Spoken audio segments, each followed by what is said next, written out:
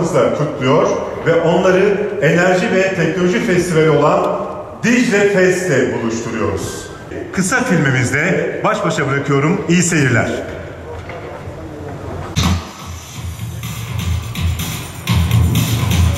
Peki hayatımızda bu denli önemi olan elektriğin evlerimize kadar ulaşma yolculuğu nasıl gerçekleşiyor?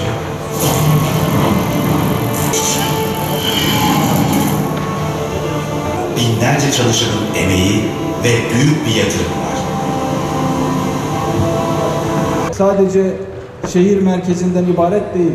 Kırsalda, köylerimizde, ilçelerimizde modern yatırımlardan, enerji projelerinden ve teknolojik imkanlardan eşit şekilde yararlanması bizim için çok önemlidir.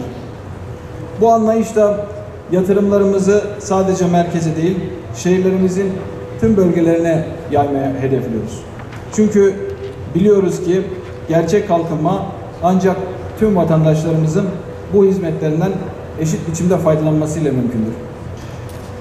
Bugüne dek görev sahamız olan 6 ilde 65 milyar TL'lik yatırım gerçekleştirdik.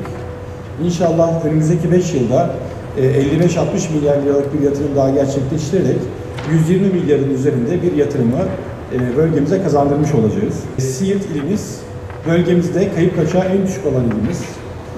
Tabii bu 2013'te de öyleydi ama %40'la en düşüktü. Bugün %11'le en düşük ilimiz 2024 yılında. İnşallah biz 2025 yılında da tek haneli rakamlara inmiş olmayı hedefliyoruz. Bir destek bin bereket programıyla üniversitelerle işbirlikleri çerçevesinde çiftçilerimizle sürdürülebilir tarım uygulamalarını tanıştırıyoruz.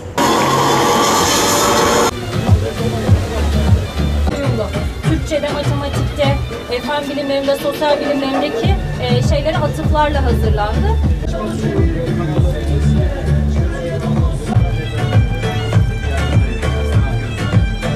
3, 2, 1, başladı.